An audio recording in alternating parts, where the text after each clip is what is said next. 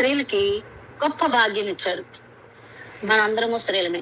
ఎందుకంటే మనమందరము ఆయన పాదాల దగ్గరికి వచ్చి ఆయన ఏ వాక్యాన్ని మరి మన మనసులో విత్తుతారో దాన్ని హృదయంలో భద్రపరచుకొని తద్వారా కుటుంబాలను ఆశీర్వదించుకోవడానికి ఆకు వాడక ఫలమిచ్చే చెట్టు వలె ఉండాలని ప్రభువు కోరుకుంటున్నాడు.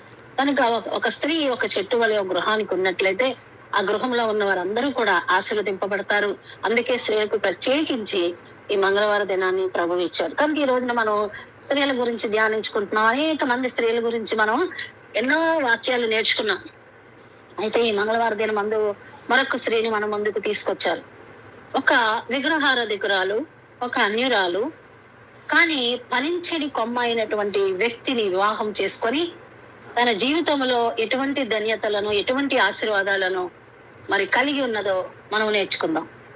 కనుక మనం చూసుకుందామండి.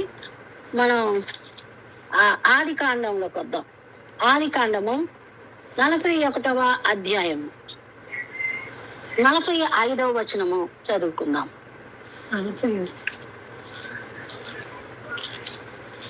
ఆది కాండము 41వ అధ్యాయము 45వ వచనం.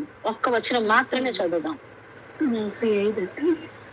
45 మరియు చదువు 5 వరకు అండి. లేదు చదవండి. 41 పేరు పెట్టి అతనికి ఓను యొక్క యాచకుడైన పోతీఫర కుమార్తెయగు అపేనకు నిత్య పెళ్లి చేసి యోసేపు బయలుదేరి ఐగుప్తు. చాలు 45వ వచనం కదా చదివాము. నేను మరొకసారి ఆ వచనాన్ని నేను చదువుతున్నాను చూడండి. మరియు ఫరో యోసేపునకు జప్నత్సహనేహు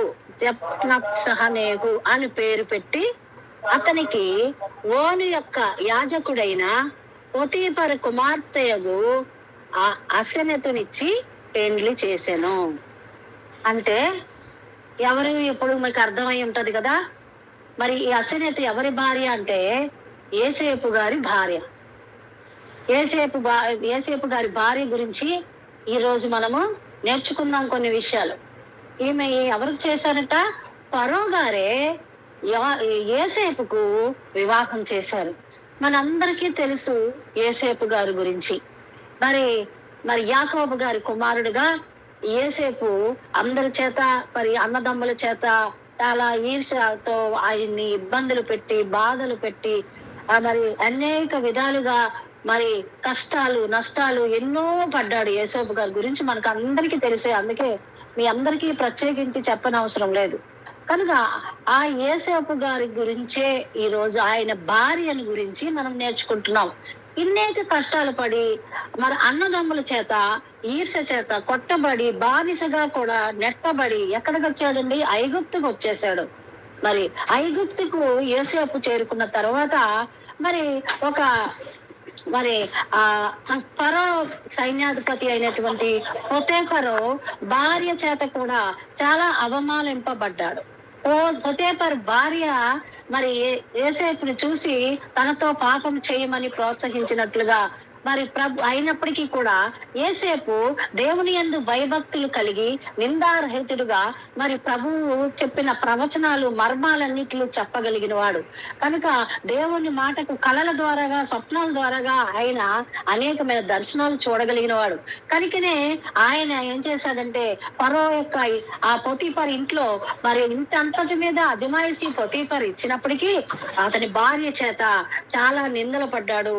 మరి తను ప్రోత్సహింపబడ్డాడు. పాపాన్ని చేయవలసిందిగా ఆ స్త్రీ ప్రోత్సహించినప్పుడు మరి యోసేపు తన యవ్వనాన్ని కాపాడుకున్నాడు, తన పరిశుద్ధతను కాపాడుకున్నాడు.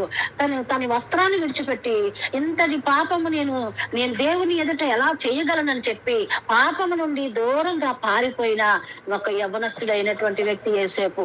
అటువంటి యోసేపు వస్త్రాన్నైనా విడిచిపెట్టాడు, కానీ తన యొక్క పరిశుద్ధతను గాని తన యొక్క యవ్వనాన్ని పవిత్రతను గాని పోగొట్టుకోలేదు. కానీ ఆ పోతీఫరు ఇప్పుడు మనం చదివిన ఈ పోతీఫర ఒకటి కాదు, ఇద్దరు వేరు.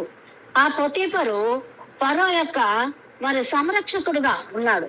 అతను సైన్యాధిపతిగా ఉన్నాడు, ఉద్యోగస్తుడు, ఫరో యొక్క ఉద్యోగస్తుడు, రాజ్య సంరక్షక సేనాధిపతి అతడు పొతీఫర్. ఇతను ఇతను ఎవరంటే ఇతని పొతీఫర్ ఎవరంటే ఓను యొక్క యాజకుడైన పొతీఫర్. ఓను అనేది ఒక పట్టణం. ఐగుప్తులో ఓను అనేది ఒక మహాపట్టణం. ఆ పట్టణంలో యాజకుడు అంటే అక్కడ పూజారిగా ఈ యొక్క మరి ఎవరుంటారు, పొతీఫర అనే ఒక వ్యక్తిని అక్కడ ఉంటున్నాడు. అతడు చాలా దైవ భక్తి కలిగిన వాడు, కానీ అన్య దేవతలను పూజిస్తున్నవాడు అతను. అంటే ఆ అర్థం ఏమిటంటే, మరి ఓను అనే మాటగా అర్థం ఏమిటి అంటే అదట ఒక సూర్య దేవుణ్ణి పూజిస్తారు. అంటే సృష్టికర్తను విడిచిపెట్టి సృష్టిని పూజిస్తున్నటువంటి ఒక వారి వ్యక్తి అతను. అటువంటి వ్యక్తికి పుట్టిన కుమార్తె అసెనతు. యసనతు అన్న ఆమెకు అర్థం ఏంటంటే జ్ఞానముకు వారసురాలు అంట. ఆమె చాలా దేవుని యందు భయభక్తులు కలిగింది. దేవుడు అంటే ఈ సూర్య దేవుణ్ణి పూజిస్తున్నారు వాళ్ళు. చాలా మంది మన అన్యులు కూడా ఏం చేస్తారంటే ఉదయం లేచిన వెంటనే సూర్యుడిని పూజిస్తూ ఉంటారు, ఎక్కువగా సూర్య నమస్కారాలు చేస్తా ఉంటారు. అంటే అక్కడ దేవుడి చేత రెండు జ్యోతులుగా నిర్మింపబడిన సూర్య చంద్రులను పూజిస్తున్న వారు సృష్టిని పూజిస్తున్నారు, సృష్టికర్తని విడిచిపెడుతున్నారు. అటువంటి వ్యక్తి ఆయన పొతీఫర కుమార్తె ఈ అసెనతు. ఈమెను తెచ్చి ఫరో గారు పెళ్లి చేశారు. ఎవరికంటే యోసేపుకు. ఎందుకు యోసేపుకు వివాహం చేయవలసింది అంటే, మరి యోసేపు గారు ఎలాగా మరి ఐగుప్తుకు వచ్చారో మీకు తెలుసు. బానిసగా అమ్మివేయబడ్డాడు. మరి పొతీఫర్ భార్య చేతిలో అవమానింపబడ్డాడు, పారిపోయాడు. తన యొక్క ఆ యవ్వనాన్ని కాపాడుకుంటూ, పరిశుద్ధతని కాపాడుకుంటూ, దేవుడికి విరోధంగా పాపం చేయలేనంటూ పారిపోయిన తర్వాత ఆ పొతీఫర్ భార్య పొతీఫర్కి చెప్పింది, అతను నన్ను ఎలా చేశాడు, నన్ను ఎలా కోరుకున్నాడు, నాతో పాపం చేయమన్నాడు అని వ్యతిరేకంగా యోసేపుకు తీర్పు చెప్పడం వల్ల యోసేపును పట్టుకొని ఖైదు చేయబడ్డాడు. ఎందుకంటే ఫరో యొక్క ఉద్యోగస్తుడు పొతీఫర్. ఈ పొతీఫర్ చాలా అధికారాలు ఉన్నవాడు. కనుకనే యోసేపుని తీసుకెళ్లి జైల్లో వేసేశారు. అక్కడ కూడా పానగాయక సభ్యులు అనే వారు ఇద్దరు వ్యక్తులు కూడా అతనితో పాటు జైల్లో ఉంటారు. అక్కడ కూడా అతను కూడా కలగని ఆ కళకి భావాలు అర్థాలు చెప్పగలిగిన వాడండి ఈ యోసేపు. దేవుడు ఇచ్చిన జ్ఞానము, ఆత్మీయ జ్ఞానం. ఒక కళలు వచ్చాయంటే దానికి అర్థం చెప్పే జ్ఞానం కూడా యోసేపుకు ఉంది. కనుక అతడు ఒక కళ చెప్పినప్పుడు ఆ కళకి అర్థము ఆ జైల్లో ఉన్నటువంటి యోసేపు చెప్పినప్పుడు అలాగే ఆ చెప్పిన విధంగానే ఆ యొక్క మరి ఖైదీని విడుదల చేస్తారు. విడుదల చేసినప్పుడు యోసేపు గారు ఒక మాట చెప్తారు, నీవు కూడా నాకు అత్యవసర సమయంలో, నాకు ఏదైనా శిక్ష విధించబోయే సమయంలో నన్ను నువ్వు జ్ఞాపకం చేసుకో. ఫరో దగ్గర వెళ్ళినప్పుడు నన్ను జ్ఞాపకం చేస్తావు. ఫరో కూడా అన్యుడు. ఆయన ఎందుకు యోసేపుని ప్రేమించగలిగాడు, యోసేపుని ఎందుకు అంత ప్రేమను చూపించగలిగాడు అంటే, అప్పుడు ఈ ఎవరైతే యోసేపు ద్వారాగా మరి చక్కటి ప్రతిఫలం పొందుకున్న వ్యక్తి కూడా యోసేపుని మర్చిపోతాడు. అన్నదమ్ముల చేత మరి తన కుటుంబీకుల చేత బానిసగా వెళ్ళిపోయి పొతీఫర్ భార్య చేత ఇలాగ అనేకమైన హింసలు ఎన్నో పడ్డాడు యోసేపు. ఇవన్నీ కూడా ఆయనకి ముందే తెలుసు. ముందుగానే కలలు కన్నాడు. ఆయన కలలు నెరవేరడానికి అనేక సంవత్సరాలు పట్టిన దేవుని యందు ఏ మాత్రము కూడా విశ్వాసంలో తొలగిపోలేదండి. మనమైతే అయ్యో ఇది జరగలేదే, 1 సంవత్సరం 2 సంవత్సరాలు చూస్తాం, జరగలేదే అంటే తొలగిపోతాం. కానీ యోసేపుకి ఆయన కలలన్నీ నెరవేరడానికి చాలా సమయం పట్టింది. కనుక ఎప్పుడైతే మరి అక్కడికి వెళ్ళినా అతను మర్చిపోయాడు. కానీ ఫరో మాత్రం ఒక కలగన్నాడు. ఒక కలగనినప్పుడు, మీకు అంత టూకీగా చెప్తున్నాను, మీకు అందరికీ తెలుసు కనుక, కలగనినప్పుడు ఆ కళకు అర్థం ఎవరు చెప్తారా అని నూరంతా చాటింగ్ వేస్తాడు రాజు. అయితే ఆ కళలకు అర్థం చెప్పేవారు ఎవ్వరూ లేరు. కానీ అప్పుడు మరి జైల్లో ఉన్న ఈ ఖైదీగా ఉన్న అతనికి గుర్తొచ్చి యోసేపు పేరు చెప్తాడు. ఏమనంటే, ఇలా కళలకు అర్థం చెప్పిన వాడు ఖైదు చేయబడ్డాడు. కనుక అతను మాత్రమే కళలకు అర్థం చెప్తాడని చెప్పగానే వెంటనే ఏం చేశాడంటే ఫరో చక్రవర్తి ఏం చేశాడంటే వెంటనే యోసేపు నిడిపించి ఆ కళలకు అర్థం చెప్తాడు.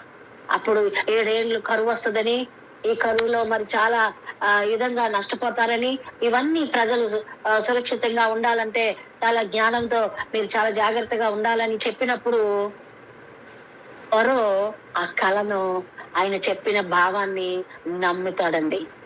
చూసి నమ్మలేదు, ఇంకా జరగలేదు. 7 సంవత్సరాల తర్వాత కరువు వస్తుంది, అప్పుడే చూసి నేను నమ్ముతాను అనలేదు. ఎందుకంటే యోసేపు క్రియలు బట్టి అక్కడ దేవుడు ఫరో హృదయాన్ని ఏం చేశాడండి, మెత్తపరిచేశాడు. అందుకనే ఆ కళను నమ్మాడు, ఆ మర్మాన్ని నమ్మాడు. నమ్మి మరి యోసేపుని ఏ విధముగా మరి ఆయన ప్రేమించాడంటే ఒక్కసారి చూసుకుందాం. ఈ 41వ అధ్యాయంలోనే మరి 37వ వచనం నుంచి చదువుకున్నట్లయితే, నేను చదువుతూ ఉంటాను, మీరు వింటూ ఉండండి. ఆ మాట చూడండి, పైన చదువుతున్నాను. 36, కరువు చేత ఈ దేశము నశించిపోకుండా ఈ ఆహారము ఐగుప్తు దేశములో రాబో కరువు సంవత్సరములు 7 ఈ దేశమందు సంగ్రహముగా ఉండునని ఫరోతో చెప్పెను. ఆ మాట ఫరో దృష్టికిని అతని సమస్త సేవకుల దృష్టికిని యుక్తమై ఉండెను కనుక అతడు తన సేవకులను చూచి, ఇతని వలె దేవుని ఆత్మగల మనుషుని కనుగొనగలమా అని అనెను. మరియు ఫరో, దేవుడి జంతయు నీకు తెలియపరచను కనుక నీ వలె వివేక జ్ఞానము కలవారెవరూ లేరు. నీవు నా ఇంటికి అధికారివై ఉండవలెను. నా ప్రజలందరూ నీకు విధేయులై ఉందురు. సింహాసన విషయంలో మాత్రమే నేను నీకంటే పైవాడుగా ఉందునని యోసేపుతో చెప్పెను. సరండి, ఎంత చక్కటి వాగ్దానము ఫరో యోసేపుతో చెప్తున్నాడంటే, ఎప్పుడైతే కళకు అర్థం చెప్పాడో, అర్థం చెప్పి కరువు వస్తుందని ముందుగానే మరి చెప్పగలిగాడు. ఆ మాటలు ఫరో హృదయంలో బలముగా నాటుకున్నాయి. వినటం వలన విశ్వాసం కలుగుతుందన్నట్లుగా యోసేపు గురించి మరొక వ్యక్తి చెప్పాడు కదా, ఆయన కళకు అర్థం చెప్పగలడు, ఆయన చెప్పినట్లుగానే నేను విడుదల చేయబడ్డాను, ఆయన తప్పకుండా నన్ను విడుదల చేస్తారు ఫరో చక్రవర్తి అని చెప్పారు, అట్టి రీతిగానే మీరు నన్ను విడుదల చేశారు కనుక ఆయన మాత్రమే కళకు అర్థం చెప్పగలడని చెప్పినప్పుడు ఈ యోసేపు ఈ విధముగా మరలా తన ఫరో కళకు అర్థం చెప్పినప్పుడు దాని మీద విశ్వాసం ఉంచాడు. ఏమంటున్నాడంటే, ప్రభు ఫరో దృష్టికి సమస్త సేవకుల దృష్టికి యుక్తమై ఉంది, అంగీకారమై ఉందట, అంగీకరించారట. కనుక అతని సేవకులను చూసి అంటున్నాడట, ఇతని వలె దేవుని ఆత్మ గల మనుషుని కనుగొందువా. ఇక్కడ మన ఐగుప్తులో ఎవరైనా సరే ఇతని లాంటి దేవుని ఆత్మ కలిగిన మనిషిని మనం ఎక్కడైనా చూడగలమా? చూడండి, ఒక చక్కటి ఫరో చక్రవర్తి సాక్ష్యం చెప్తున్నాడు. చూడగలమా, కనుగొనగలమా అని నేను. మరియు ఫరో అంటున్నాడు, దేవుడు ఇదంతయో నీకు తెలియపరచను, ఇది నీవుగా మాకు చెప్పడం లేదు, నీకు దేవుడు తెలియపరిచాడు. అంతటి జ్ఞానం కలిగిన వ్యక్తివి నువ్వు, మా ఐగుప్తులోనే లేడు ఇంత జ్ఞానము వివేకం కలిగిన వ్యక్తి. కనుక నువ్వు ఏం చేయాలంటే, మాకు నువ్వు అధికారివై ఉండుము, మా దేశానికి నువ్వు కావాలి, నీ సేవలు కావాలి, నీ జ్ఞానం కావాలి, నీ వివేకం కావాలి అని చెప్పి, నా ప్రజలందరూ నీకు విధేయులు ఉందరు, నా ప్రజలందరికీ చెప్తాను, నీ మాటకి ఎవరు ఎదురు చెప్పేవారు ఉండరు. సింహాసన విషయం మాత్రమే అంటే నేను కేవలం పైకి ఏంటంట సంతకం పెట్టే, ఇప్పుడు మోడీ గారు ఉన్నారంటే ప్రధానమంత్రి, ఆయనకన్నా పైన ఎవరు రాష్ట్రపతి ఉంటాడు. కేవలము ఈ ఫరో ఎలాంటి వాడు అంటే రాష్ట్రపతి లాంటి వాడు. ఒక్క సైన్ పెడితే మిగతా పనులన్నీ ఎవరు చేయాలి? మోడీ గారే చెయ్యాలి. అలాగనే ఇప్పుడు కూడా ఫరో అంటున్నాడు, నేను కేవలము నీకు పైవాడిగా ఉంటానంతే, ఏదైనా ఆజ్ఞను మరి అది జారీ చేసేటప్పుడు కేవలం నేను సైన్ మాత్రమే పెడతాను, కానీ ప్రధానమంత్రిగా గొప్ప అధికారిగా నా ఐగుప్తు దేశం అంతటిని నీ చేతిలో పెడుతున్నాను, నా ప్రజలందరికీ కూడా వాళ్ళందరిపైన నీకు అధికారాన్ని ఇస్తున్నాను, నిన్ను నియమించి ఉన్నాను అని యోసేపుతో చెప్పి తన చేతికున్న ఉంగరం తీసి యోసేపు చేతికి పెట్టి సన్నని నారబట్టలు అతనికి తొడిగించి అతని మెడకు బంగారపు గొలుసు వేసి తన 2వ రథం మీదకి అతను ఎక్కించెను. అప్పుడు వందనము చేయడని అతని ముందర జనులు కేకలు వేసిరి.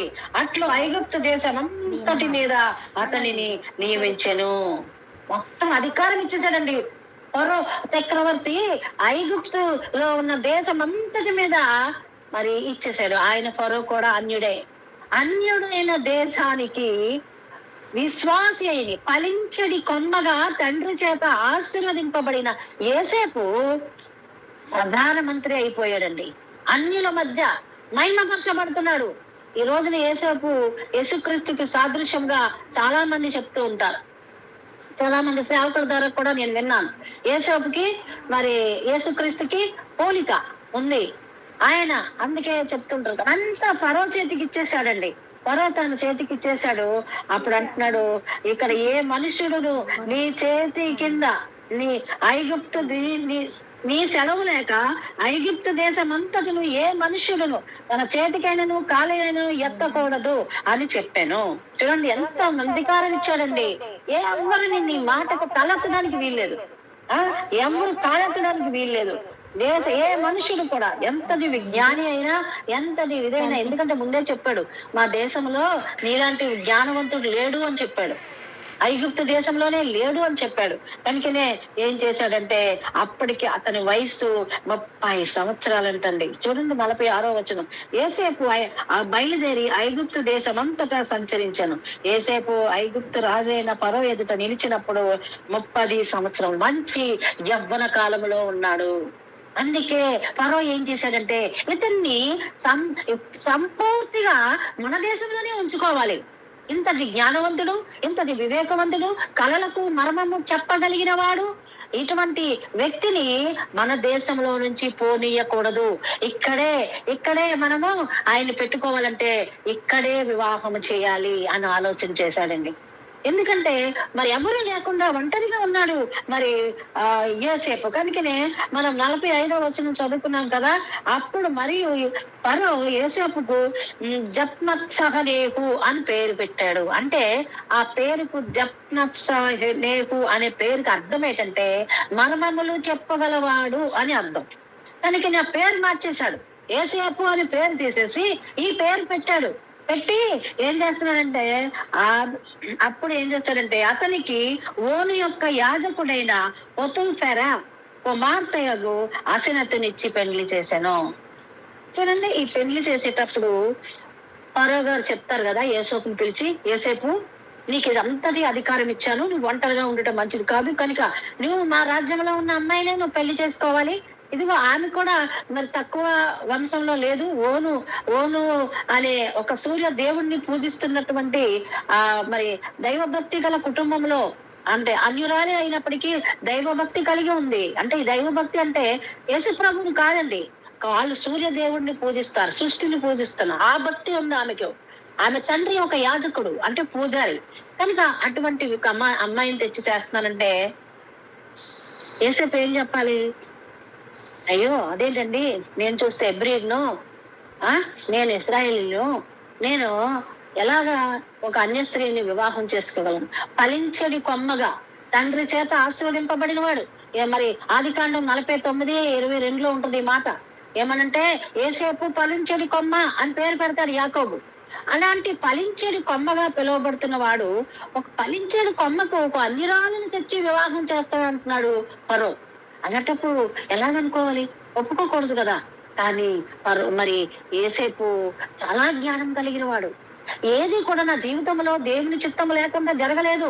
ఎక్కడ నా జీవితము, ఎక్కడ అన్నదమ్ముల చేత నెట్టివేయబడి, అన్నదమ్ముల చేత కొట్టబడి, చేతుల మీదుగా చంపబడి, బానిసగా గోతిలో పడిపోయిన నన్ను ఎట్టి రీతిగా ఐగుప్తు దేశానికి దేవుడు ఎందుకు తీసుకొచ్చాడు? నా జీవితానికి ఏదో ఒక అర్థం ఉంది. అందుకే ప్రభువు నన్ను ఇక్కడ పడేశాడు ఈ దేశంలో. మనము కూడా అంతేనండి. మన పుట్టుకకు ఏదో ఒక అర్థం ఉంది. నేను ఎందుకు ఇలా పుట్టాను, నేను ఎందుకు ఇలా ఉన్నాను అని మనలో మనం ఎన్నోసార్లు అనుకుంటాం. కానీ మన ఆలోచన కాదు, దేవుని ఆలోచన వేరే విధంగా ఉంది. నేను ఎందుకోసం పుట్టాడు? తన కోసం తను పుట్టించుకుంటాడు. తన కోసం తను వాడబడ్డానికి, తన కోసం జీవించడానికి కొంతమందిని ఏర్పాటు చేసుకుంటాడు దేవుడు. అట్టి రీతిగానే యోసేపును కూడా ఏర్పాటు చేసుకున్నాడు.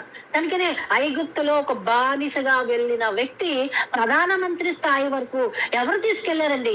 దేవుని చిత్తము కాదా? ఇది దేవుని యొక్క ఏర్పాటులో యోసేపు లేడా? ఉండబట్టే కదండి అలా తీసుకొని వెళ్ళగలిగాడు. ఇది కూడా దేవుని చిత్తమే అని నమ్మాడు. నా వివాహము కూడా దేవుని చిత్తమే. నేను అడిగానా అధికారాన్ని? నేను అడిగానా ఇంత ప్రధానమంత్రి పాత్రను? తండ్రి ఫరో కుమారుడి కన్నా ఎక్కువగా నన్ను ప్రేమించి నాకు సింహాసనం ఇచ్చాడు. కేవలం నా పైన మాత్రమే ఉన్నాడు. మొత్తం పరిపాలన అంతా నా మీద మోపేశాడు. అన్ని అధికారాలు ఇచ్చాడు కదా. మరి ఈ వివాహం విషయంలో కూడా ఆయన ఏదో ఒక ఆలోచన ఉంటది. దేవుడు అతని మనసులో ఏదో ఒక ఆలోచన పెట్టి ఈ వివాహం జరిపిస్తున్నాడు అని నమ్మిన వ్యక్తి యోసేపు. ఈ రోజు మన వివాహాలు మన చేతిలో లేవు, దేవుని చేతిలో ఉన్నాయి కనుక దేవుని చిత్త ప్రకారంగానే మనకి జరుగుతుంది. ఒక అన్యరాలికి ఒక దేవుణ్ణి ఎరిగిన కుటుంబంలోనికి వెళ్ళడం అనేది మామూలు విషయం కాదండి. అది దేవుని చిత్తము, దేవుని ప్రణాళికలోనే ఉంది అని గ్రహించగలిగాడు యోసేపు. కనుకనే ఏం చేశాడంటే మారు మాట్లాడలేదు. మీరు ఏం చెప్తే అది సరే అన్నట్లుగా మౌనంగా ఉండిపోయాడంట. ఈ అమ్మాయి కూడా నిజం చూడండి. ఒక్కసారి ఆ అసినెతుని కూడా ఆలోచించినట్లయితే తండ్రితో యాజకత్వం చేస్తుంది, తండ్రితో ఆ సూర్యదేవుడిని పూజిస్తుంది, తండ్రితో భక్తి కలిగి ఉంది. అంటే ఆ యొక్క మరి ఆ గ్రామం పేరు ఏంటంటే ఇందాక చదువుకున్నాం కదా, ఏంటంటే ఆ గ్రామము ఆ ఊరి పేరు ఏంటి చదివాం కదమ్మా, ఓను అనే మహాపట్టణం ఎలాంటిదంటే చాలా చాలా చాలా అందమైన పట్టణం అంట. అందులో ఉన్న వారందరూ అందగత్తులంట. కానీ అసినెత్తు కూడా చాలా అందగత్తి అంట. ముఖ్యంగా ఐగుప్తీయులు అందరూ కూడా అందంగానే ఉంటారంట. అందుకే అందంగా ఉన్న వాళ్ళు చూసి వదిలిపెట్టరంట. అందుకే ఆ పొతీఫర్ భార్య కూడా యోసేపు అందంగా ఉండడం వల్ల ఆమె అందుకే అతనితో పాపం చేయమని ప్రోత్సహించింది. ఈ పొతీఫర్ వేరు, ఆ పొతీఫర్ వేరు. మీరు మరొకసారి జ్ఞాపకం ఉంచుకోండి. అతను రాజ సంరక్షకుడు, ఫరో సైన్యంలో ఒకడు. ఇతను ఓగు అనే సూర్యదేవుణ్ణి యాజకుడు అంటే పూజారిగా ఉన్నవాడు ఈ పొతీఫరు. అతని కుటుంబంలో ఉన్న వ్యక్తే ఈ అసనెతు. ఈమె కూడా తండ్రితో సహవాసం చేస్తుంది. దైవభక్తి కలిగి ఉంది. దైవభక్తి కలిగి అంటే ఏంటంటే తన పరిశుద్ధతను కాపాడుకుంటూ, తన కన్యాత్వాన్ని కాపాడుకుంటూ, ఏ ఇహలోహ మాలిన్యం అంటకుండా, యాకోబు పత్రిక 1:28 ఇహలోహ మాలిన్యం అంటకుండా ఏంటంటే తను కాపాడుకుంటూ తండ్రికి సాటైన సహాయంగా మరి తండ్రి యొక్క భక్తిలో తను కూడా ఎంతో భక్తితో ఆమె ఉన్నప్పుడు ఈ ఫరో గారు ఆయన పిలిపించి నీ కుమార్తెను యోసేపుకి ఇవ్వాలి, యోసేపు ప్రధానమంత్రి అప్పటికే ఇవ్వాలి అని చెప్పినప్పుడు ఈ పిల్ల ఆలోచిస్తుంది. నిజంగా ఈ రోజుల్లో ఉన్న అమ్మాయిలు అయితే అలాగే ఆలోచిస్తారు కదా. కానీ ఆ రోజుల్లో ఉన్న అమ్మాయి కూడా ఆలోచించి ఉండాలి. ఏమనంటే యోసేపు మీద ఇలిగేషన్స్ వచ్చాయి. ఎన్ని అంటే ఈ పొతీఫర్ భార్య అతను నన్ను పట్టుకొని నాతో పాపం చేయమన్నాడు అని చెప్పి అనేక విషయాల్లో నిందలు అన్ని మోపి జైల్లో వేసేసింది కదా. జైలు శిక్ష అనుభవించాడు కదా. 2 సంవత్సరాలు అనుభవించినప్పుడు జైల్లో నుంచి వచ్చిన వ్యక్తిని పెళ్లి చేసుకోవడానికి ఈ రోజుల్లో ఉన్న ఆడపిల్లలు ఇష్టపడతారా? లేదు కదండి. అందులోకి ఇలాంటి ఎలిగేషన్స్ వచ్చినప్పుడు బాబో ఇతని క్యారెక్టర్ ఏంటి, ఇతని మనస్తత్వం ఏంటి, ఇతను మా రాజ్యపు వాడు కాదు, ఇతను ఐగుప్తీయుడు కాదు, కనుక ఇతను నన్ను పెళ్లి చేసుకోమంటున్నారు ఏంటి, నో చెప్పడానికి చాలా అవకాశాలు ఉన్నాయి. కానీ ఆ స్త్రీ మాత్రం తల్లి తండ్రుల మాటకు జవదాటలేదు. ఆమెకున్న మంచి లక్షణాలు. దేవుడు ఎందుకు ఈ అసెనెతు పేరును 3 సార్లు రాయించాడు ఈ ఆది కాండంలో? ఈ 41వ అధ్యాయంలోను 50వ వచనంలో ఉంటది. తర్వాత ఇంకొక దగ్గర ఉంటది, 20వ వచనంలో కూడా ఉంటది. ఈ 46వ అధ్యాయంలో 20వ వచనంలో ఉంటది, 41, 45లోను 50లోను 3 సార్లు కనిపిస్తది. ఈమె గురించి ఏమీ తెలియదు మనం, కానీ దేవుడు ఆమె పేర్లు రాయించగలిగాడు. చాలా మంది స్త్రీల పేర్లు దేవుడు రాశాడు. చాలా మంది పేర్లు రాయలేని స్త్రీలు కూడా ఉన్నారు, కానీ అసనెతు పేరు క్లియర్ గా రాయించాడు. ఎందుకంటే ఫలించడి కొమ్మ అయినటువంటి యోసేపుకు భార్య అంటే మామూలు విషయమా అండి? అది ఒక అన్యరాలు ఏం చేసిందంటే ఆ ఫలించడి కొమ్మకు అంటుకట్టబడింది ఆ స్త్రీ. అందువల్లనే ఆమె పేరు ఈ పరిశుద్ధ గ్రంథంలో రాయబడింది. అంటుకట్టుబడి అల్లుకుపోయిందండి. అంటుకట్టడం అంటే ఏంటండి? పందిరి అల్లుకుపోతున్నట్లుగా. అంటే యోసేపుకు ఏముండే అల్లుకుపోయే స్త్రీగా దేవుడు ఆమెను ఆ యోసేపు కొరకు ఏర్పాటు చేశాడు. యోసేపు కొరకు ఏర్పాటు చేశాడండి. ఎంత గొప్ప విషయం అండి. ఒక అన్యురాలు ఒక ఫలించిన కొమ్మ అయినటువంటి యోసేపుకు వివాహం చేయడానికి దేవుని చిత్తం ఏమే ఉంది. ఆమె కూడా దైవభక్తి ఉంది, కానీ నిజదేవుడు ఎవరో తెలియదు. సృష్టికర్తని విడిచిపెట్టి సృష్టిని పూజిస్తుంది తెలియక. కానీ దేవుడు ఏం చేశాడంటే అటువంటి భక్తి గలవారే ప్రభువు కావాలి. దేవుడు ఎంత భక్తిగా ఉండి యవన కాలంలో లోక ఆకర్షణకు నేత్రాశకు జీవపు డంబానికి మరి వాళ్ళు పడిపోకుండా ఆమె భక్తి కలిగి దేవుడు సృష్టించిన జ్యోతిలైనటువంటి సూర్య చంద్రుల్ని పూజిస్తా ఉంది. అని ఏ విధమైనటువంటి లోక మాలిన్యం అంటలేదు ఆమెకు. అందుకే ప్రభు దృష్టిలో పడింది. యోసేపుకు భార్య అవ్వడానికి కావలసిన లక్షణాలు ఆమెలో ఉన్నాయని గ్రహించాడు దేవుడు. అదే ఆలోచన ఫరో హృదయంలోకి పెట్టాడు. ఫరో ఏం చేశాడంటే ఎంత స్టడీ చేసి ఉంటాడు. అమ్మో, తను చాలా వివేకవంతుడు, చాలా జ్ఞానవంతుడు, మర్మాలు చెప్పేవాడు, పరిశుద్ధుడు, మంచిగా పవిత్రంగా యవనాన్ని కాపాడుకుంటున్నవాడు. ఇటువంటి వాడికి సరైన భార్య ఎతకాలంటే మరి ఎంతో మంది రాజకుమార్తెలు ఉండి ఉండొచ్చు కదా, ఎంతో మంది గొప్ప గొప్ప వాళ్ళు ఉండొచ్చు. కానీ వాళ్ళందరూ ఎవరిని కనిపించలేదు ఫరో గారికి. ఎవరు కనిపించారు? ఓను గ్రామంలో పొతీఫర కుమార్తె అయినటువంటి ఈ అసనెత్తు కనిపించింది. మహాపట్టణంలో ఆమె ఒక్కతే దేవుని యందు భయభక్తులు కలిగి ఉంది. తప్పకుండా అనుకున్నాడు ఏమనంటే ఈమె యేసేపు కనెక్ట్ అవుతుంది. ఎందుకంటే తన భర్త అడుగు జాడలో నడుచుకుంటది కనుక తన భర్త ఏ దేవుడిని అయితే పూజిస్తాడో ఆ దేవుడిని అనుసరించి నడుచుకుంటది అని గొప్ప ఆలోచన చేశారండి ఫరో గారు. ఈ రోజున మన పిల్లల కోసం కూడా మనం ఆలోచన చేయాలి. ఎందుకు అంటే చక్కటి కుటుంబంలోనికి మన బిడ్డల్ని పంపించాలని ఆశపడుతున్నప్పుడు మనము దేవుని ఆత్మచేత దేవుని పాదాల దగ్గరికి వచ్చి ఏది సరైనదో, ఏది నీ చిత్తమో, ఏది నీకు ఇష్టమో అది మాత్రమే దయచేయి ప్రభువా. అంతేగాని మరి కలర్ సి, క్యాస్ట్ సి, ఇంకోటి క్యారెక్టర్ సి, 3. చాలా మంది కలరు, మా అబ్బాయి కలరే చూస్తాడు ఎప్పుడు చూసినా. నేను ఎన్నోసార్లు చెప్తాను కలర్ వద్దురా నాయన, కలర్ వద్దు, ఉండొచ్చు కానీ పర్వాలేదు అని. క్యాస్ట్ డబ్బు చూస్తారు, అంటే ఎంత ఇవ్వగలరు ఏంటి. మనకు కావాల్సింది ఏంటండి? క్యారెక్టర్, గుణము. ఈ గుణాన్ని చూడాలి ఈ 3 కనుక ఈ ఫరో గారు ఆశీర్వతిలో క్యారెక్టర్ చూశాడు. క్యాష్ లేదు, కలర్ లేవు, అందడం మళ్ళీ అందగత్యంట ఆమె.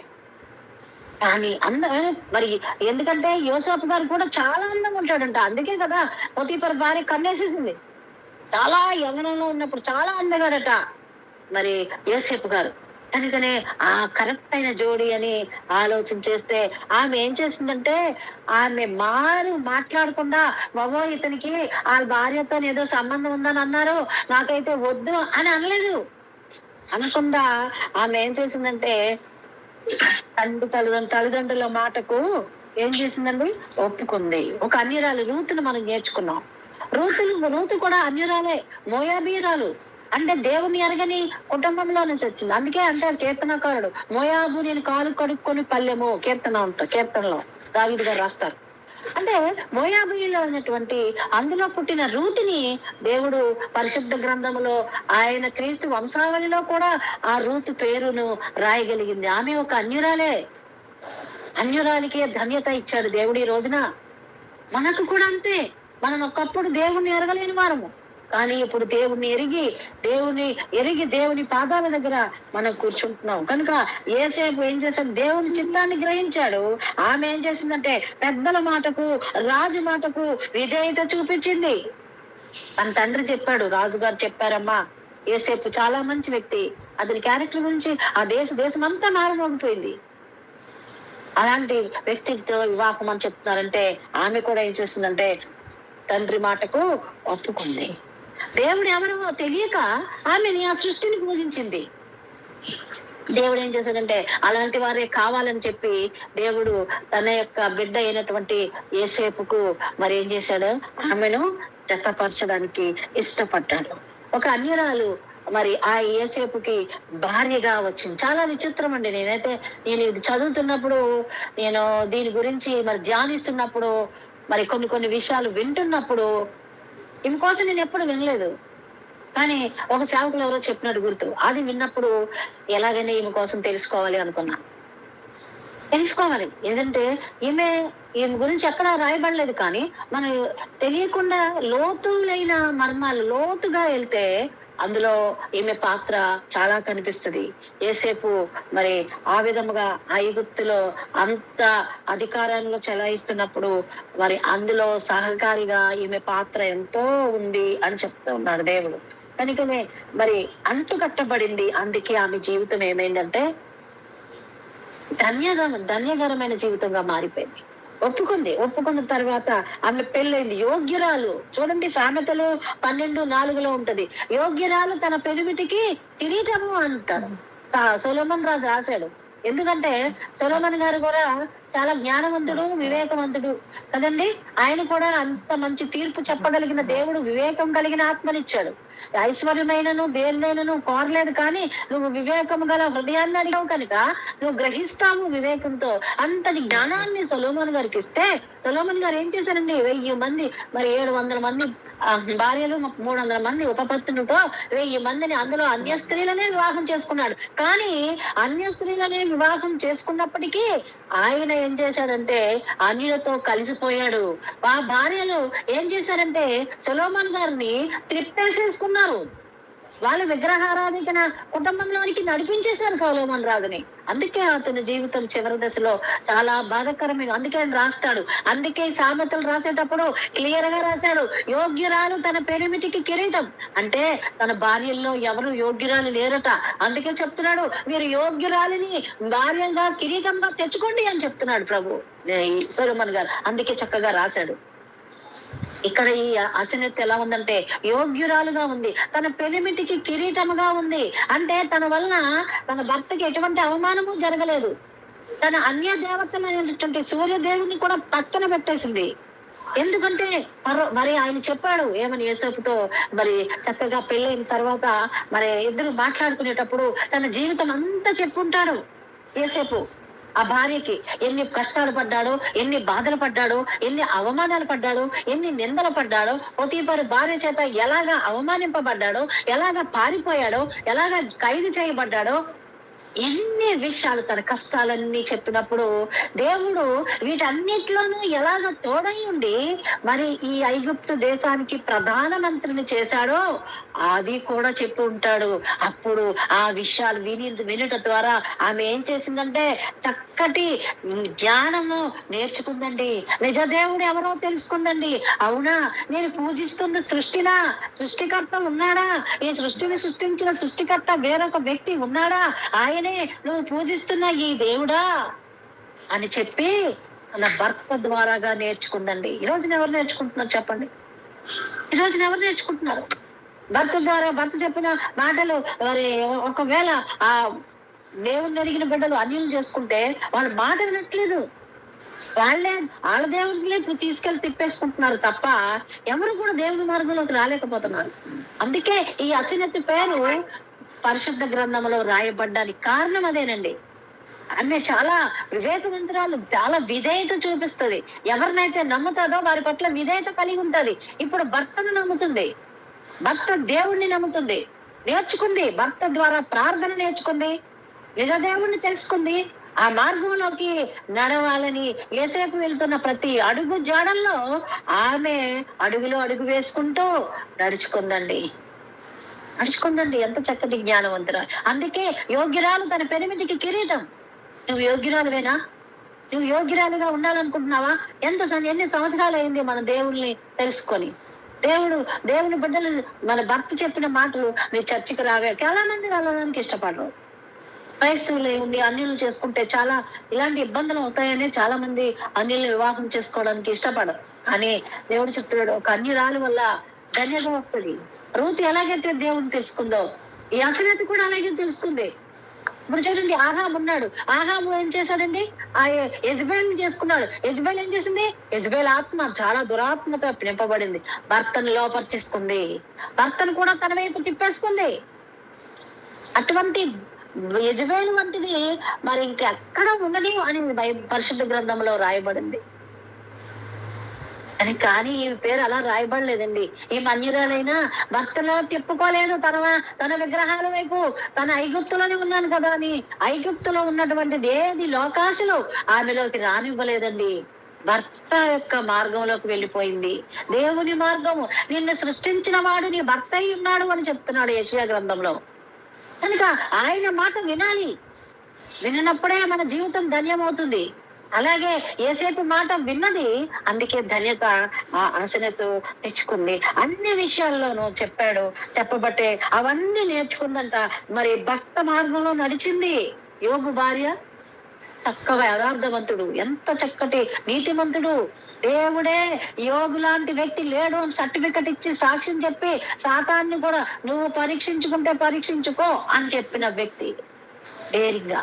అలాంటి యోబు భార్యగా ఉండి ఏం చేసిందండి, ఆఖరి సైజుకి వచ్చేసరికి నువ్వు ఇంకా దేవుణ్ణి దూషించి చచ్చిపోవని చెప్పింది.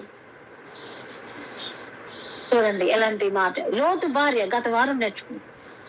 నీతిమంతుడైన లోతుతో కలిసి జీవించింది. అబ్రహాం ఇంట్లోనే ఉన్నది. దేవుని సన్నిధి అబ్రహాం ఇంట్లో ఉన్నది. కానీ ఆ ఇంటిలో నుంచి వేరైపోవాలని ఆశపడి సొదొమ పట్టణాన్ని ప్రేమించి సొదొమను ఆకర్షింపబడి ఉప్పు స్తంభం అయిపోయింది. కానీ అసనేతో అలాగ కాలేదు. అందుకే వాళ్ళ పేర్లు రాయబడలేదు. యోబు భార్య పేరు గాని లోతు భార్య పేరు గాని రాయబడలేదు. కానీ ఈమె అన్యురాలి అయినప్పటికీ రూతు పేరు ఎలాగైతే రాయబడిందో ఈ అసనెత్ పేరు కూడా అలాగే రాయబడింది. ఈ రోజు మనం అసనెత్తులాగా రూతులాగా ఉండాలి.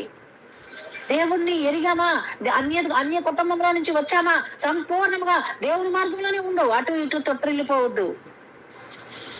వీలైతే నీ భర్తని ప్రేరేపణ చెయ్యి. నీ భర్తలో కూడా దేవుని యందు విశ్వాసం కలిగించు. యేసేపును చూచి అసనెత్తు ఎలాగ నేర్చుకుందావు, మరి నిన్ను చూచి నీ భర్త కూడా అన్ని విషయాలు నేర్చుకొని దేవునిలో రావడానికి ఇష్టపడతారు. అంటే ఈ రోజున మనం అసనెత్తులా ఉండాలని మనం దేవుడు చెప్తున్నాడు. కనుక తన భక్తి ఏం చేయాలంటే మన కుటుంబంలో ఆశీర్వాదకరంగా ఉండాలి. మన భక్తి మన కుటుంబంలో ఆశీర్వాదంగా ఉండాలి. తన భర్త యొక్క అడుగు జాడల్లోనే నడుచుకుందండి. వాళ్ళిద్దరూ కలిసి అనేక జనాలకి ఆశీర్వాదకరంగా ఉన్నారు. యేసేపు ఆసనెత్ కూడా. కానీ గుణవతి అయిన భార్య దొరుకుట అరుదు అని రాస్తాడు కదా సొలొమోను గారు 31వ అధ్యాయం సామెతలు 31:10 ఉంటది. నిజంగా గుణవతి క్యారెక్టర్, ఈ గుణం అందరికంటే ముఖ్యమైనదండి. అందుకే అంటాడు ఏంటంటే బుద్ధి లేని కన్యక క్యారెక్టర్ లేదు, బుద్ధి మెయిన్ అండి. మనం చాలా మంది మనం వాడుక భాషలో అంటాం ఈ మనిషి మంచోడే గాని బుద్ధి మాత్రం మంచిది కాదు అంటారు. నువ్వు మంచి నీ క్రియలు ఉన్నా నీ బుద్ధి సరిగా లేదంటే, నీ బుద్ధి నీ ఆలోచన సరిగా లేవంటే నువ్వు నీ జీవితం వేస్ట్ అంటాడు ప్రభు. అందుకే గుణవతి అయిన భార్య దొరుకుట అరుదు, అది ముత్యముల కంటే విలువైనది. ఇక్కడ మరి యోసేపుకి దేవుడు ఏర్పాటు చేసిన ఈ అన్యురాలైనటువంటి అసనెతు గుణవతి అయిన స్త్రీ, చక్కటి గుణాలు కలిగిన స్త్రీగా ఉంది. సొలొమోను గారికి లేదంట. గుణవతి అయిన భోగ్య దొరుకుట అరుదు, యోగ్యురాలు పెరిమిటికి కిరీటము, వివేకము లేని సుందర స్త్రీ పంది ముక్కుకు ఉన్న బంగారు కమ్మి వంటిది. ఇవన్నీ సొలొమోను గారు ఎందుకు రాశారు అనుకుంటున్నారు? తనకు అలాంటి భార్య లేరు. తన భార్య ఒక్కటి కూడా, అంతమంది 1000 మంది భార్యల్లో ఒక్కటి కూడా యోగ్యురాలు లేదట, ఒక్కటి కూడా గుణవతి లేదట, ఒక్కటి కూడా వివేకం కలిగిన స్త్రీ లేదట. అందుకే అతను తిప్పేసేసారు అన్యుల్లోకి. సొలొమోను మహారాజు అంటే యెరూషలేం దేవాలయం కట్టించిన దావీదు గారి కుమారుడు కదా. అటువంటి వ్యక్తే చివరి దశకు వచ్చేసరికి ఇలా అయిపోయాడు.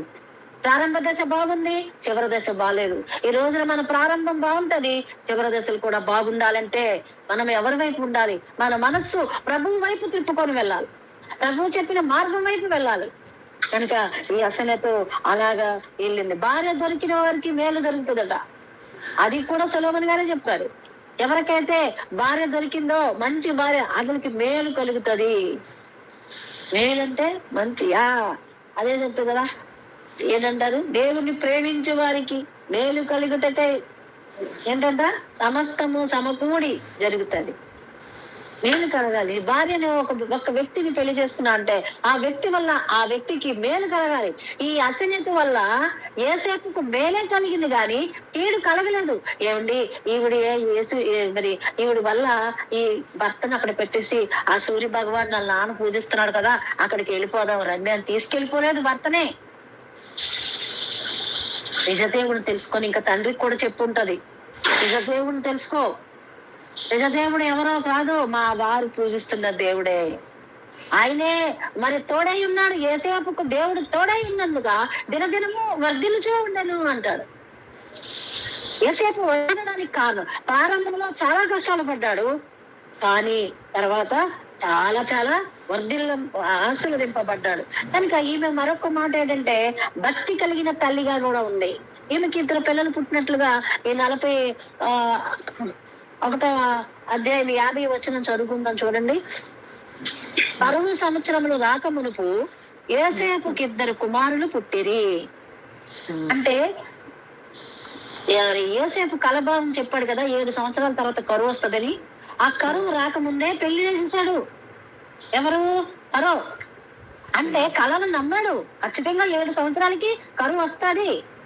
అందుకే ప్రధానమంత్రిని చేశాడు. ఇది పరిపాలన నువ్వే, ఈ ప్రజల్ని కరువు భారాల నుంచి తప్పించగలిగిన సమర్థుడు నీవే. బెత్లెహేములో కరువు వచ్చిందని నయోమి ఏం చేసింది? బెత్లెహేమునే వదిలిపెట్టి వెళ్ళిపోయింది. ఇక్కడ ఫరో అలా వెళ్ళిపోలేదు. 7 సంవత్సరాల తర్వాత కరువు వస్తుందట అని చెప్పి ఈ బాబా ఈ రాజ్యం నేను పరిపాలించలేను అనుకొని పారిపోలేదండి, వేరే చోటుకి వెళ్ళిపోలేదండి. కానీ ఏం చేస్తాడంటే వివేకం కలిగి జ్ఞానం కలిగిన ఈ యేసేపుని దేవుడే నాకు పంపించాడు అనుకున్నాడు. అందుకనే ఆయనకు సింహాసనాన్ని ఇచ్చి ఈయన ఏం చేశాడంటే కేవలం సంతకం పెట్టే వ్యక్తిగా మిగిలిపోయాడు. ఆయనకి పెళ్లి చేసేసిన తర్వాత ఈ మధ్య కాలంలో ఈ 7 సంవత్సరాలు కరువు కాలం ఉండక ముందే ఆమెకు పిల్లలు పుట్టేశారటండి. 2 పిల్లలు పుట్టారు, కుమారులు. ఎవరండి యోసేపు గారి పిల్లలంటే? మనిషి ఒకడు, ఎఫ్రాయిము ఒకడు. వీళ్ళిద్దరు కూడా మంచి పిల్లల్ని కన్నది. పాపం ఆ ఇద్దరిని పెంచుట్లో ఈ తల్లి ఎంత కష్టపడి ఉంటుందో ఒక్కసారి ఆలోచన చేయండి. ఎందుకంటే యోసేపు భుజం మీద రాజ్యభారం ఉంది. అందుకే చెప్తారు ఆయనకి ఈయనకి పోలికలు చేస్తూ ఉంటారు. యెషయా గ్రంథంలో ఏముంటది? ఆయన బలవంతుడు, ఆయన భుజం మీద రాజ్యభారం ఉంటది. యేసుక్రీస్తు భుజం మీద రాజ్యభారం ఉంది, పరలోక రాజ్యభారం ఉంది. ఈ పాపం చేస్తూ వీళ్ళందరూ నశించిపోతున్న వారిని అందరినీ వెతికి రక్షించి సిలువ ద్వారా రక్షించి ఆ రాజ్యానికి తీసుకెళ్లే భారం ఉంది ఆయనకి. ఇక్కడ ఈ యోసేపుకి ఎక్కడ ఉందంటే ఈ ఐగుప్తు దేశంలో కరువు ఈ రాకుండా చూసే బాధ్యత భారము యోసేపుకుంది. తనకి ఏం చేశాడంటే పెళ్ళైన తర్వాత బిడ్డలు పుట్టిన తర్వాత తన కుటుంబాన్ని తన పక్కన పెట్టి తను మొత్తం ఈ ఐగుప్తు దేశం అంతగా సంచారం చేశాడండి. ఏ ప్రాంతాల్లో కరువు ఎక్కువగా వస్తుందో, ఏ ప్రాంతాల్లో కరువుకి కావలసిన ఆ ధాన్యాన్ని నిల్వ చేయాలో, ఎక్కడ ఈ ధాన్యం నిల్వ చేసి ఎలాగా ఈ ఐగుప్తు ప్రజలను రక్షించాలో, ఏ విధముగా చేస్తే ఈ ఐగుప్తు దేశము ఈ కరువు బారి నుంచి తప్పించుకుంటారో అన్ని గ్రహించి ఇంటి భారం అంతా భార్యకు మోపేశాడు. తన ప్రజల భారం అంతా ఆయన మోసుకుండి 10 దేశమును పట్టణాలు, మరి ఐగుప్తు దేశం అంటే మామూలు రాజ్యం అంటే ఓల్డ్ పట్టణాలు ఉంటాయి, అవన్నీ చూసుకోవడానికి ఆయన వెళ్ళిపోయాడంట. వెళ్ళిపోతే ఆ పిల్లలిద్దరినీ కూడా చక్కటి జ్ఞానంతో పెంచిందండి. తెలుసండి, చక్కటి జ్ఞానంతో పెంచింది. భర్త లేకపోయినా తల్లిగా తన బాధ్యతను ఏం చేస్తుందండి? చక్కగా నిర్వర్తిస్తుంది. బాలుడు నడవవలసిన త్రోవను వానికి నేర్పిస్తుంది. యోసేపుకైతే చిన్నప్పుడు తల్లి లేదు, కానీ అసనతుడు అది కూడా తెలుసు. తల్లి లేని లోటు యోసేపు ఎంత బాధపడ్డాడో అది కూడా యోసేపు భార్యతో పంచుకున్నాడు. తన తల్లి లేకపోవడం వల్ల ఎంత చులకన చేయబడ్డాడు, ఎన్ని కష్టాలు పడ్డాడు అవన్నీ చెప్పగలిగాడు. కనుక 2 పిల్లల్ని ఎంతో బాధ్యతతో భయభక్తుల్లోకి పెంచిన తల్లిగా ఆసనెతు పాత్ర ఎంతో ఉందని మరి పరిశుద్ధ గ్రంథం చెప్తూ ఉంది. కనుక బిజీగా ఉన్నాడు, తన పిల్లల్ని పట్టించుకోలేదు, కానీ పిల్లలకు చక్కగా భక్తిలోకి పెంచింది, వాళ్ళు నడవలసిన త్రోవలోకి నేర్పించింది. ద్వితీయోపదేశ కాండం 6వ అధ్యాయం 6వ వచనంలో పడుకున్నప్పుడు, లేచినప్పుడు, కూర్చున్నప్పుడు, అన్ని ఉన్నప్పుడు కూడా ఆమె తండ్రి విషయాలు, దేవుని విషయాలు, నిజ దేవుడి విషయాలు ఐగుప్తులో ఉండి ఆమె చెప్పగలిగిన స్త్రీగా ఉంది ఈ అసనెతు. మనము ఎన్నో సంవత్సరాలుగా బైబిల్ గ్రంథం చదువుతున్నాం, ఎన్నో సంవత్సరాలుగా దేవుని మాటలు వింటున్నాం, కానీ మన బిడ్డలకు మనం దైవ భక్తిలోకి నేర్పిస్తున్నామా?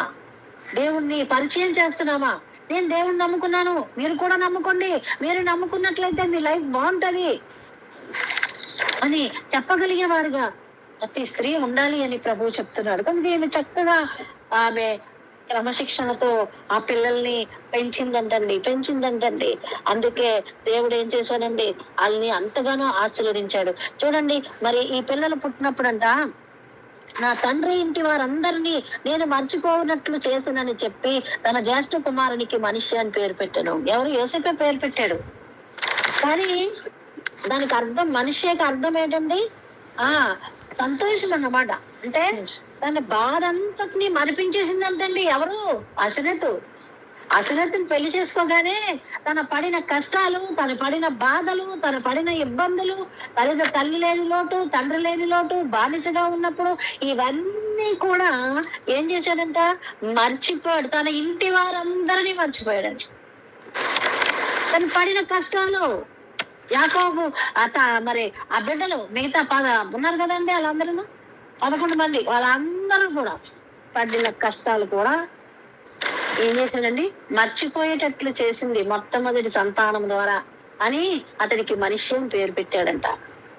అంటే ఆ స్త్రీ వల్ల యోసేపు సంతోషపడ్డాడు. తన జీవితమే మారిపోయిందండి. తన జీవితమే మారిపోయింది ఒక భార్య వల్ల. అందుకే నేను ఆకువాడక ఫలమిచ్చు చెట్టు వలె ఉండాలని ప్రభువు కోరుకుంటున్నాడు. మనందరము కూడా ఆ చెట్టు నీడలో, మన బిడ్డల బిడ్డలు ఆశీర్వదింపబడే విధంగా ఉండాలి అని కోరుకుంటున్నాడు. నిజమండి. నాకైతే ఈ విషయం మా వారు చెప్తుంటారు. అప్పుడు నాకైతే మా అత్తగారి గురించి తెలియదు, కానీ ఆమె గురించి చెప్తుంటారు. ఆమె చేసిన ప్రార్థన వల్లే ఆ చెట్టు నీడలోనే మేము మా పిల్లలు బ్లెస్డ్ గా ఉన్నాము. అలాగా మా అమ్మలాగా అంతగా ప్రార్థించే ఇదిగా మీరు ఉండగలరా అని అడుగుతుంటాడు. నిజమేనేమో నాకు తెలియదు, కానీ నేను ఆయన మాటలు వినటం వల్ల ఆమె మీద నాకు మంచి అభిప్రాయం ఏర్పడింది. నిజంగా మా అత్తగారు ఇలా ఉండేవారా, నేను చూడలేదు, నాకు అదృష్టం లేదు అనుకునేదాన్ని. నిజమండి ఈ విషయం అయితే. కనుక అది చూడండి, ఆ బాధ అంతా నన్ను పోయిందటండి. ఆ బాధ అంతా పోయిందంట. అందుకే రెండో వాడి పేరు ఏంటంటే తెలుసా? తర్వాత అతడు నాకు బాధ కలిగిన దేశముందు దేవుడు నన్ను అభివృద్ధి పొందించినని చెప్పి రెండో వానికి ఎఫ్రాయిము అని పేరు పెట్టాడు. అభివృద్ధి. ఎఫ్రాయిము అంటే అభివృద్ధి. అంటే తన దీనుడిగా వచ్చాడు, ఒక బానిసగా వచ్చాడు యోసేపు. ఎప్పుడైతే యోసేపు బానిసగా వచ్చాడో, బానిస స్థానం నుండి ప్రధానమంత్రి స్థాయికి ఎదిగాడు. తన భార్యని పెళ్లి చేసుకున్నప్పుడు సంతోషపడ్డాడు. ఆ తర్వాత అభివృద్ధి పడ్డాడు. అభివృద్ధి పడాలి. అభివృద్ధి పడిన తర్వాత ఏంటంట? ఎఫ్రాయిము అని పేరు పెట్టాడు. ఆ ఇద్దరు పిల్లల్ని తీసుకొని మరి ఆ కరువు వచ్చిన ప్రాంతంలోకి మరొక సంఘటన చెప్పి నేను ప్రార్థన చేస్తానండి, టైం అవుతుంది కనుక. ఏంటంటే ఇద్దరు పిల్లలు పుట్టారు. చక్కగా యోసేపు గారు ఐగుప్తు అంతటి మీద అధికారాన్ని చక్కగా చేస్తున్నారు. అయితే అక్కడ మరి కరువు మొత్తం దేశం, ప్రపంచం అంతా వచ్చిందో మరి. అందువల్లనే మన యోసేపు గారి అన్నదమ్ములు అందరూ కూడా వచ్చారటండి. వాళ్ళు కూడా ధాన్యం కొనుక్కోవడానికి వచ్చారట. ఎందుకు? ఇక్కడ మాత్రమే, ఐగుప్తులో మాత్రమే ధాన్యము విస్తారంగా నిల్వ చేసేసాడండి. కరువు వచ్చినప్పుడు ఎక్కడ కొదవలేదు. ఎక్కడ గొడౌన్స్ లో గాని ఎక్కడ గాని చూసినా ధాన్యం సమృద్ధిగా ఉంది, ఏ పట్టణంలో చూసినా. అందుకే ఇతర ప్రాంతాలలో ఇతర దేశాల్లో ఎక్కడ ధాన్యం లేదు. అందుకని ఈ యాకోబు గారి పిల్లలు ఏం చేశారంటే, యోసేపునైతే అమ్మేశారో, యోసేపుని బానిసగా తోసేసి కొట్టి చచ్చిపోవాలని కోరుకున్నారో, బానిసగా అమ్మేశారో, వాళ్ళు వచ్చారండి అన్నదమ్ములు. వస్తేనేంటండి, మీకు టూకీగా చెప్పేస్తున్నా, టైం లేదు కనుక. వస్తే వారిని చూశాడంట, గుర్తుపట్టాడంట యోసేపు. గుర్తుపట్టి లోపలికి వెళ్ళిపోయి వెక్కి వెక్కి ఏడ్చాడంట. మీరు చదవండి తర్వాత 40 అధ్యాయం, 41, 42, 42 అధ్యాయం అనుకుంటా, చదవండి. వెక్కి వెక్కి ఏడ్చాడంట అన్నదమ్ములు చూడగానే. ఎంత ప్రేమమేడండి. భగవాన్ని కూడా ప్రేమించగలిగాడు, శత్రువుని కూడా ప్రేమించగలిగాడు యోసేపు. అన్నదమ్ములు ఈ స్థితికి వచ్చారే, అయ్యో తిండి లేని స్థితికి వచ్చారే, కరువుకి అన్నం తినడానికి కూడా నోచుకోలేని స్థితికి వచ్చేసారండి. అయితే వాళ్ళందరినీ చూచి ఇంటికి తీసుకెళ్ళాడు. ఇంటికి తీసుకెళ్లి తాను పరిచయం చేసుకున్నాడు.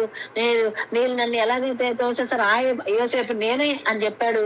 అందుకే అంటాడు, నీ శత్రువుల ఎదుట నీకు భోజనము సిద్ధం చేసేదని అంటాడు దావీదు గారు. నీ శత్రువు ఎదుట నీకు నేను భోజనం సిద్ధం చేస్తాను. దేవుడు అంత గొప్పవాడండి.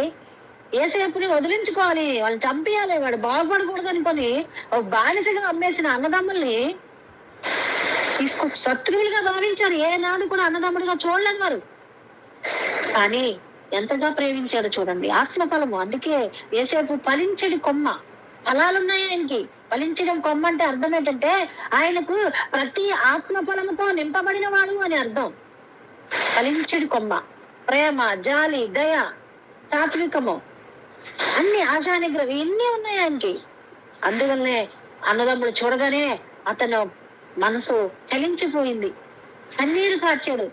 తర్వాత కౌగిలించుకున్నాడు. నేను ఫలానా అని చెప్పాడు. ఇంటికి తీసుకెళ్ళాడు. చెప్పండి, అదే పరిస్థితిలో నేనున్నా మీరున్నా ఏం చేస్తారు? ఇంటికి భార్యకు కూడా తెలుసు వాళ్ళెవరో ముందు తెలియదు, కానీ భర్త చెప్తాడు వీళ్ళ అన్నదమ్ములు అని చెప్పినప్పుడు యేసేపు గారు ముందు స్టోరీ చెప్పారు కదా. ఆ చెప్పినప్పుడు ఎన్ని కష్టాలు పడ్డాడో, ఎన్ని బాధలు పడ్డాడో, బానిసగా ఎలాగ అమ్మేశారో అవన్నీ చెప్పినప్పుడు ఆవిడ మైండ్ లో ఉంటాయి కదా. నా భర్తని ఇన్ని బాధలు పెట్టిన వారు వీరే. కానీ ఆమె శత్రువుల్ని కూడా ప్రేమించగలిగిన నైజం. తన భర్తని అడుగుజాడలో వెళ్ళిపోతుందని చెప్పాను కదా. కనుక ఆమె కూడా ఆ శత్రువులను ప్రేమించి ఇంటికి ఆహ్వానించి వాళ్ళకి చక్కటి విందు చేయగలిగిన మంచి మనసున్న మనిషి అండి ఆమె. మనమైతే వీళ్ళకెందుకు మనం భోజనం పెట్టాలి? నీకు ఎన్ని భోజనం పెట్టక నిన్ను ఎన్ని బాధలు పెట్టారు, నిన్ను గోతులో పడేశారు, కొట్టేశారు, బానిసగా అమ్మేశారు, ఇన్ని కష్టాలన్నిటికీ కారణం వీళ్ళే కదా అని అనుకోలేదు. నిజంగా నాకు ఇప్పుడే వచ్చింది ఒక ఆలోచన. ఏమనుకుని ఉంటాదంటే, వీళ్ళే గనక నా భర్తని అలా చేసి ఉండకపోతే ఈ రోజున ఈ ఫలించడి కొమ్మ అయినటువంటి యోసేపు ఈ రోజు నాకు భారీ భర్తగా లభించేవాడు కాదేమో, కనుక వీరు చేసింది నా మంచికే అనుకుందండి. అంత చక్కటి జ్ఞానవంతురాలే. వీళ్ళు ఆ రోజున అలాగా చేశారు కనుకే ఈ రోజు యోసేపు అలా చేయబట్టే ఈ రోజు నాకు ఆయన భర్తగా దొరికాడు. వీళ్ళు అలా చేయకపోతే ఐగుప్తుకి రాకపోయింది కదా. మీరు మనసులోనే మాట్లాడుకోండి. కనుక అలాగా చెప్పిందంటే అలా అనుకుంది మనసులో అండి. అంటే శత్రువులు సహితము వారిలో మంచి అభిప్రాయాన్ని చూసింది. కానీ నా భర్త నిన్ను మాట్లాడినారా, ఇంత పుట్టారా, తిట్టారా? అదే నేనైతే అలాగే అనుకుంటాను.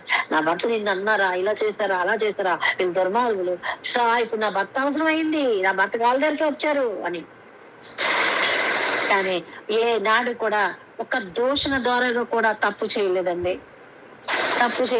తన భర్త ఎప్పుడైతే అన్నదమ్ములు తీసుకొస్తే ప్రేమగా ఆహ్వానించింది, ప్రేమగా వాళ్ళందరినీ వారు పరామర్శించింది, వారందరికీ చక్కటి విందు ఏర్పాటు తన చేతులతో తను చేసి పెట్టిందండి.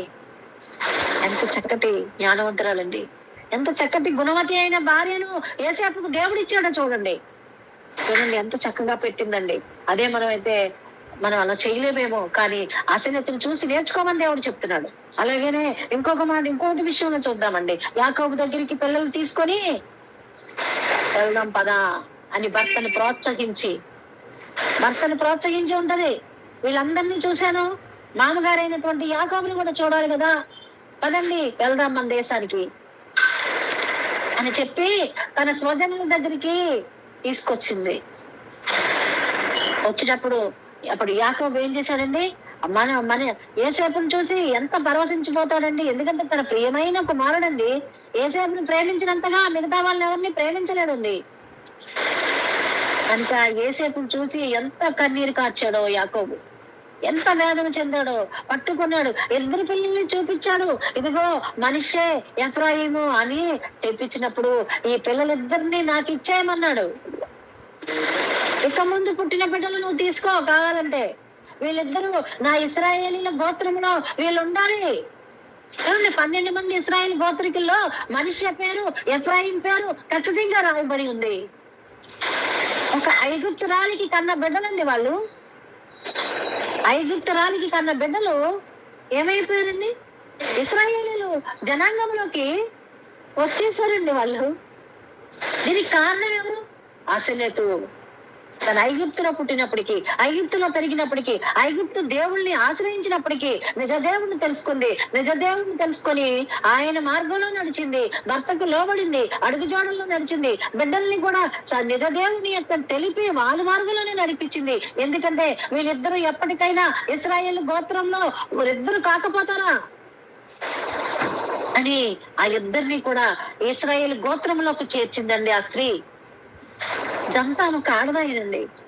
అందుకే ఇంటికి దీపం ఇల్లాలు అంటారు. ఇంటికి దీపము ఇల్లాలు లేకపోతే ఇల్లు చీకటైపోద్ది. ఆ దీపము నరుడు యెహోవా పెట్టిన దీపమే నరుని ఆత్మ. ఈ దీపంతో వెలిగించుకోవాలి, ప్రార్థనతో వెలిగించుకోవాలి. ఆ దీపాన్ని వెలిగించుకొని ఆ వెలుగులో నీ కుటుంబాన్ని చక్కదిద్దుకోవాలి. అశ్రద్ధ చేసే పని అది. ఈ రోజున నువ్వు నేను చేయగలుగుతున్నావా? దేవుణ్ణి తెలుసుకుంటున్నాం, దేవుడి మాటలు వింటున్నాం, దేవుని మార్గంలోనే ఉన్నాము, కానీ మన కుటుంబాలు ఇంకా చీకట్లో ఉన్నాయేమో. మన వెలుగులోనికి నడిపించుకోవడానికి ప్రయత్నం చేయాలి. కనుక చక్కగా మనం ఆశీర్వదిలాగా ఉండాలని ప్రభు కోరుకుంటూ దేవుడి మాటలు దీవించి ఆశీర్వదించును గాక. ఆమేన్.